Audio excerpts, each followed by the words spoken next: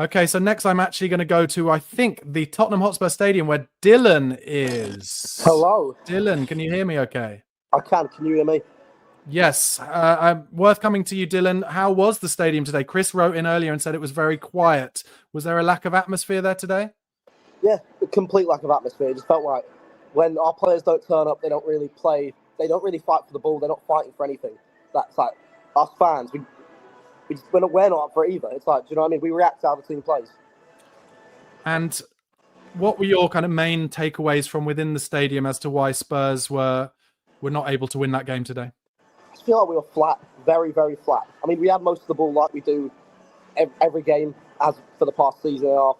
But with the ball, we don't really do much. It's like I've noticed a couple times we're trying to get the ball into the box. No one's there. The one time there were people in the box, Johnson was at the back post and scored. But other than that, I felt like when we were desperate for the goal, Son was taking on his man, putting it in the box a couple times. No one was there. I have to say, Dillon, it's interesting that you say you thought that we had most of the ball, because I thought, compared to most teams that come to the Tottenham Hotspur Stadium, Fulham had a lot of the ball today, and I felt like we were playing a little bit more, and maybe because, in my view, because we lacked energy and because we played on Thursday night, I felt we kind of allowed them to come at us more and played a bit more on the transition. Yeah, we did, but... you know, in possession, in the final third, we just passed the ball around without really creating anything. True.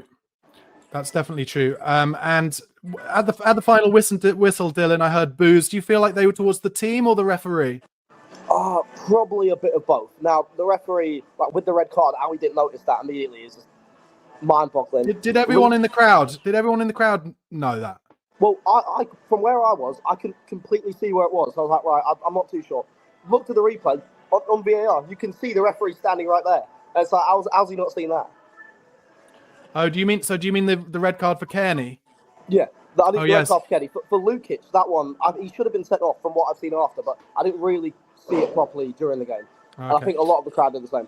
Okay, and Dillon, just trying to find some positives, trying to be a glass half full kind of person, going to Bournemouth on Thursday night. What positives can you take from today? Obviously, I feel like for me, Fraser Forster now has kind of made me stop worrying about him a little bit. I think he's done pretty well.